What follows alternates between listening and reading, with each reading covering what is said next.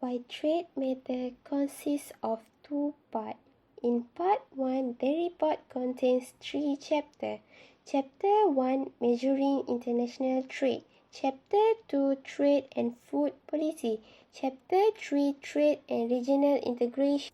In Chapter 1, the report discussed the different methods of measuring international trade, including both the traditional method of calculating gross trade as they cross the national borders and the new method of calculating trade in the value added.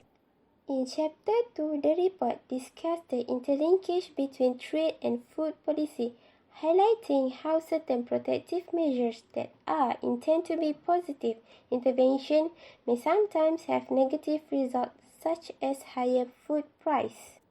In Chapter 3, the first report discussed the topic trade and regional integration with an examination of Malaysia's participation in regional FTAs.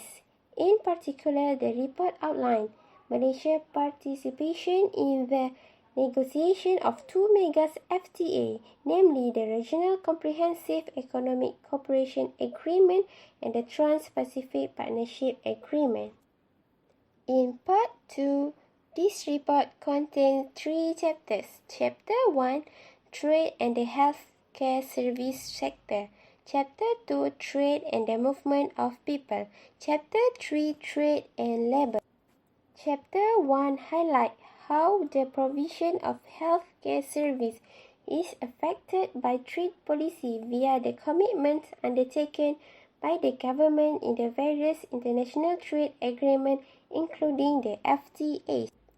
Chapter 2 highlights that there are still many issues that cannot be resolved via trade policy and commitment in FTAs.